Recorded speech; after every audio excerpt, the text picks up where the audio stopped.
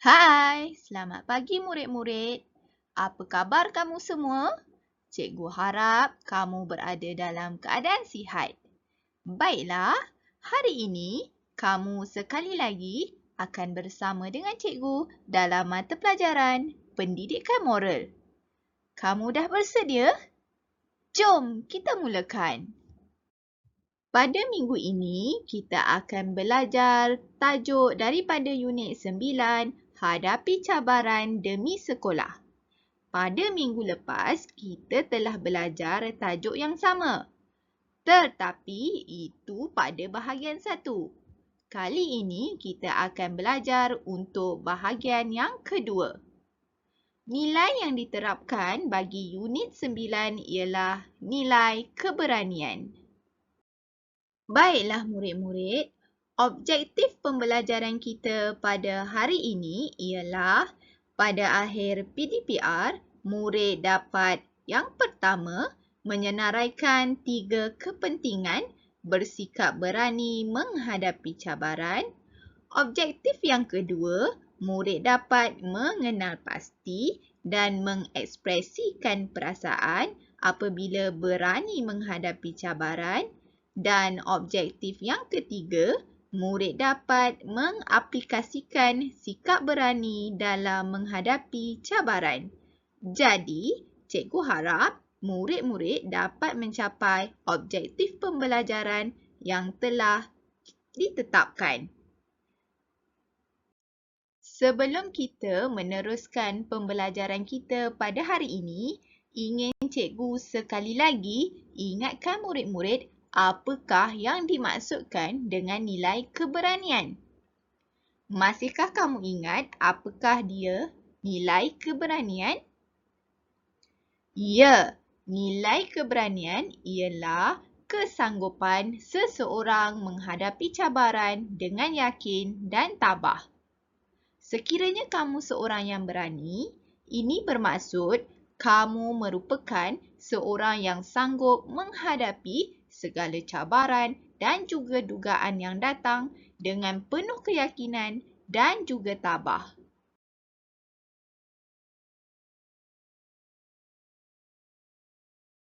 Jika dalam pembelajaran sebelum ini, cikgu telah terangkan mengenai bagaimana cara ataupun contoh perlakuan berani menghadapi cabaran ketika di sekolah dan juga kesan apabila murid-murid bersikap berani. Pada minggu ini pula, cikgu akan terangkan pula mengenai kepentingan murid-murid bersikap berani dalam menghadapi cabaran ketika di sekolah. Antara kepentingan murid-murid perlu bersikap berani ialah yang pertama, melahirkan murid yang sanggup menghadapi cabaran untuk memajukan diri dan sekolah. Kepentingan yang kedua, nama sekolah akan terpelihara kerana segala tingkah laku yang melanggar peraturan dapat dilaporkan serta dapat diatasi oleh pihak sekolah. Kepentingan yang ketiga, kamu perlu bersikap berani ialah supaya kamu dan sekolah tidak dipandang rendah oleh masyarakat di sekeliling. Dan kepentingan yang keempat ialah dapat mengelakkan diri kamu daripada melakukan perkara yang melanggar peraturan sekolah.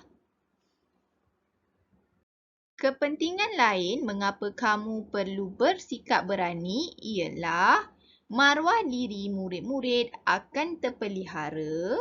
Selain itu, bersikap berani juga dapat melahirkan murid yang berkeyakinan tinggi dan tidak mudah gentar serta takut. Kepentingan bersikap berani juga antaranya ialah kamu akan dihormati serta tidak mudah dibuli oleh rakan-rakan. Akhir sekali, kepentingan bersikap berani ialah dapat memupuk daya saing yang sihat dalam kalangan murid-murid. Baiklah, sekarang cikgu nak tanya murid-murid, apakah perasaan kamu sekiranya kamu dapat bersikap berani dalam menghadapi sesuatu cabaran ataupun dugaan ketika di sekolah? Adakah kamu akan berasa sedih, gementar, takut atau sebaliknya? Ya, sebenarnya terdapat beberapa perasaan yang akan kamu alami apabila kamu bersikap berani dalam menghadapi sesuatu masalah, cabaran ataupun dugaan. Antaranya ialah kamu akan berasa bangga, gembira, berpuas hati serta yakin diri. Selain itu, kamu juga akan berasa ikhlas dan jujur. Ianya bergantung kepada situasi yang kamu hadapi. Sekarang, murid-murid boleh buka buku teks pendidikan moral muka surat 70. Kita akan sama-sama fahami cerita yang terdapat pada muka surat ini. Kemudian, kita akan bersoal jawab beberapa soalan untuk mengetahui apakah yang dihadapi oleh Siwanesh. Murid-murid dah bersedia? Jadi, mari kita baca bersama-sama. Siwanesh belajar di Sekolah Kebangsaan Seri Prisma. Dia merupakan ketua pengawas sekolah. Dia sentiasa bersikap berani dalam menjalankan tugasnya. Semasa waktu rehat, pekerja kantin memberitahu Siwanesh bahawa beberapa orang rakannya sering berkumpul di belakang kantin selepas waktu rehat. Siwanesh menegur mereka. Siwanesh juga melaporkan perkara ini kepada guru disiplin. Sikap beraninya mewujudkan keadaan sekolah yang selesa dan harmoni. Baiklah, melalui cerita yang telah kita baca sebentar tadi mengenai Siwanesh, bolehkah kamu berikan jawapan bagi beberapa soalan yang akan cikgu kemukakan? Baiklah, soalan yang pertama, apakah sikap berani yang ditunjukkan oleh Siwanesh berdasarkan cerita tadi?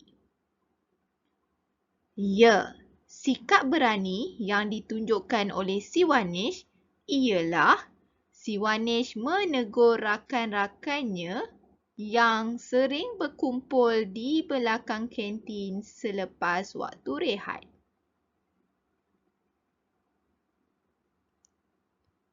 Selain itu, Siwanesh juga berani untuk melaporkan perkara tersebut kepada guru disiplin. Dia tidak takut untuk menegur rakan-rakannya dan dia juga tidak takut untuk melaporkan kesalahan yang dilakukan oleh rakan-rakannya kepada guru disiplin.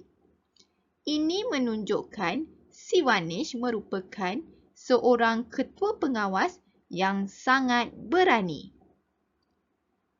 Pada pendapat kamu, apakah kesan daripada sikap berani Siwanesh itu?